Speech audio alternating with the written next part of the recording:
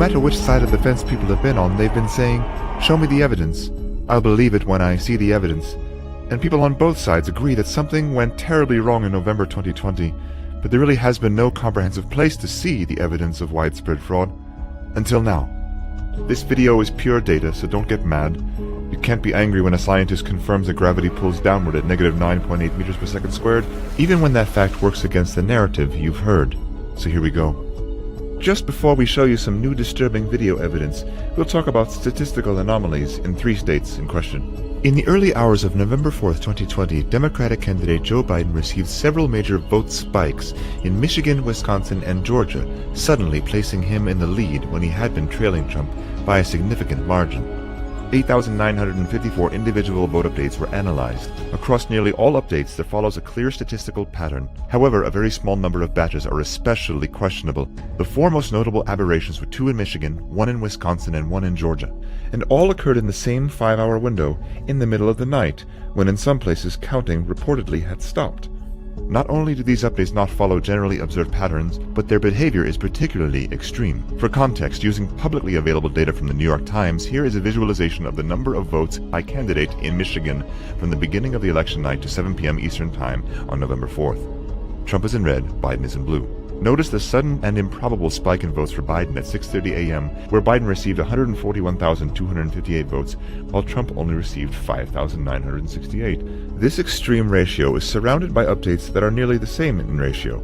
This particular update is 23 times more votes for Biden, and is the most extreme update favoring Biden in all datasets across all states. The situation in Wisconsin is even more stark. A single update to the vote count brought Biden from trailing by over 100,000 votes into the lead. Thirdly, a vote update in Georgia at 1:34 a.m. Eastern Time on November 4th, which shows 136,155 votes for Joe Biden and only 29,115 for Donald Trump. The extents of these 4 vote spikes in question are more than the margin of victory in all 3 states, which means the spikes were not only abnormal in regards to percentage for Joe Biden, but also in magnitude of the vote count. Out of roughly 9,000 updates, this election was decided by only 4 extreme updates, each with a probability of less than 0.1%, meaning that had these 4 unlikely updates not happened, we would have a different president in the White House. Detractors argue that these spikes were merely human error and not indication of fraud, and the errors have been corrected. If the errors have been corrected, where is their evidence? Why were the results never changed? Others have said that the spikes indicate heavily Democratic precincts. If that were the case, then California would show many spikes of that magnitude, but it doesn't. Only 1 vote update in California is anomalous in percentage of Biden votes, but not enough magnitude to shift an outcome. The strangest anomaly visible in the data is a consistently identical ratio of Biden to Trump votes across time, which is theoretically impossible. Here is Florida. These updates occurred over a week following the election. Notice all the ratios of Biden to Trump votes are 100% identical over several days. This pattern shows up in many states. It appears that a computer algorithm is involved in the process, which is doing something called weighted race distribution, a feature of Diebold voting machines known as early as 2001, which gives values to votes rather than simply counting them. Here in California, we see an update of 1 vote.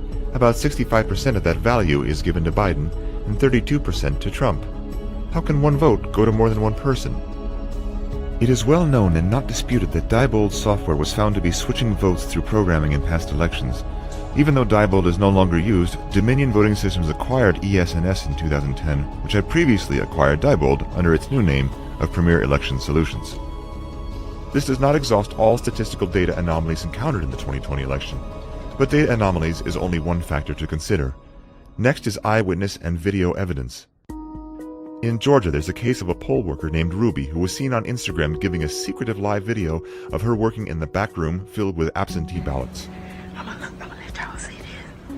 Okay, don't say nothing. Listen, look.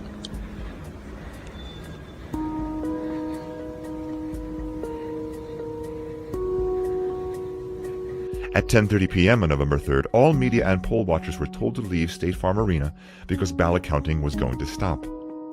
But Ruby and her daughter and 3 others remained behind at State Farm Arena.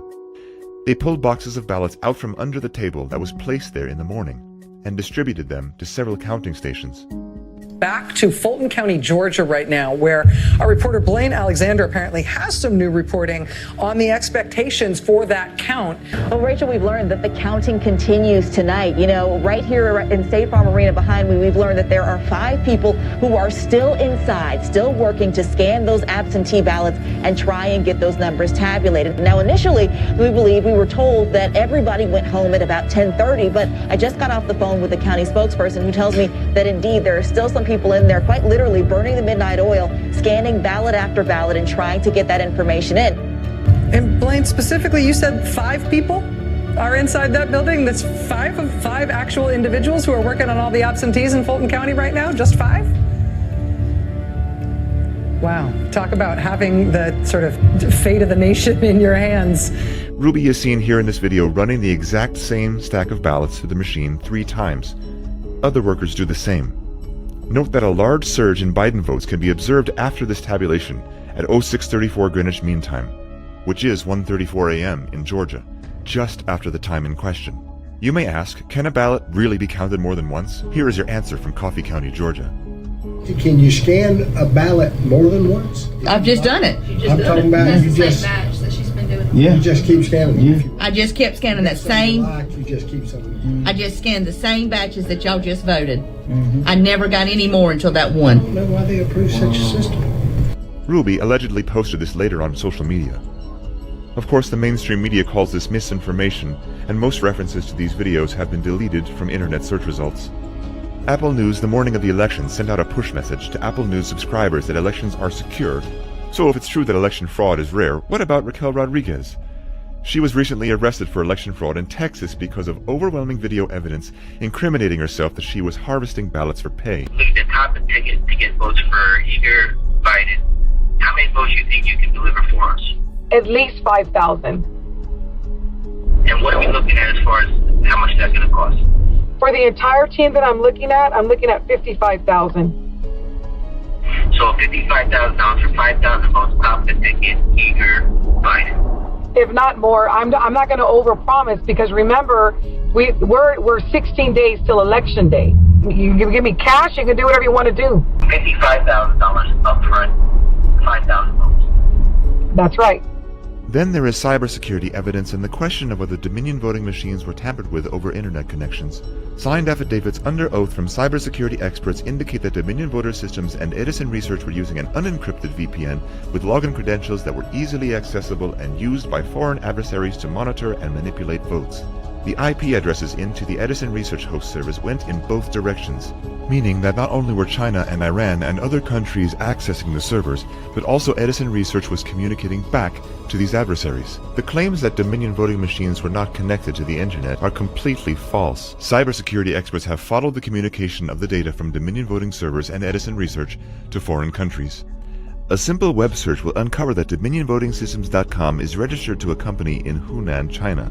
3 of the 7 board members of UBS Securities are Chinese nationals. That company owns Staple Street Capital, which in turn owns Dominion.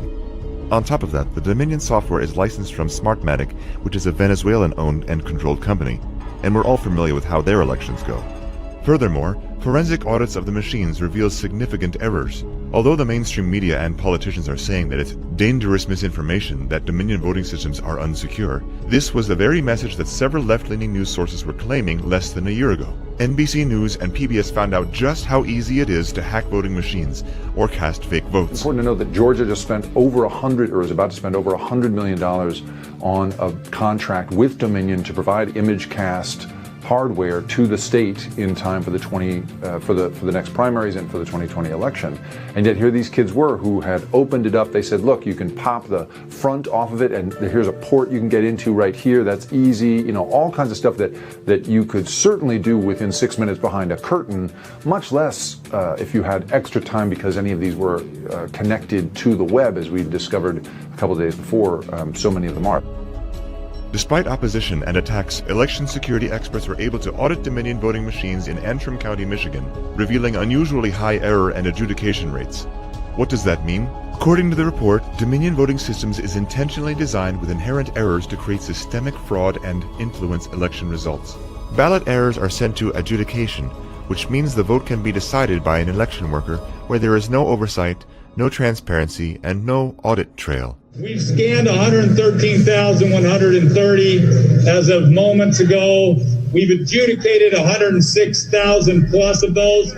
Experts identified an error rate of 68.05%, which is far above the Federal Election Commission guidelines of 0.0008%, or 1 in 250,000. Although vote adjudication logs are available for prior election years, suspiciously, all the logs for the 2020 cycle were missing. Moreover, all security logs prior to 11:03 p.m. on November 4th are also missing. If that's not enough, the election event designer log shows that the Dominion image cast precinct cards were reprogrammed on October 23rd and again on November 5th, which violates the Help America Vote Act, which includes a 90-day safe harbor period that prohibits changes to election systems, registries, hardware, and software updates without undergoing recertification. Even if skeptics and critics persist that these issues are inconsequential, they should be willing for forensic audits to take place for transparency, yet they have viciously attacked attempts to review logs. Why is that if there's nothing to hide? Election officials in Maricopa County, Arizona have even ignored subpoenas for release of election data and Dominion machine audits until after the inauguration. Then there's the mass influx of unsolicited mail-in ballots. The key word is unsolicited. In other words, people receiving ballots they never asked for.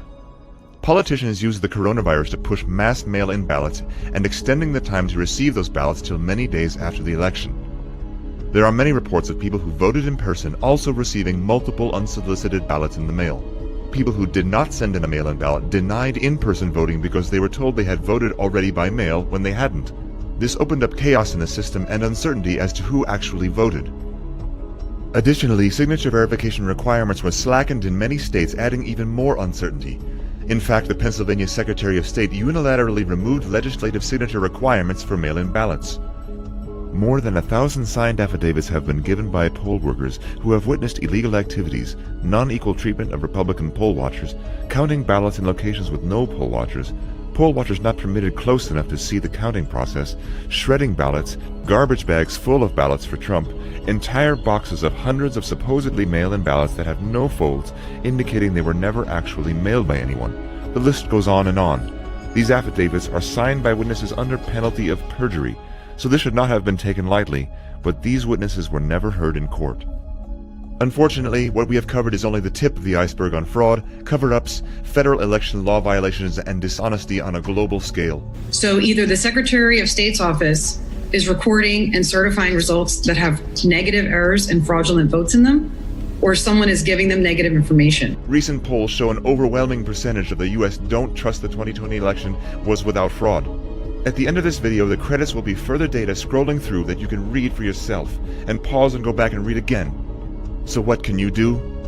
Firstly, find a way to download this video and share it. Film it with your mobile phone. Do anything to duplicate this.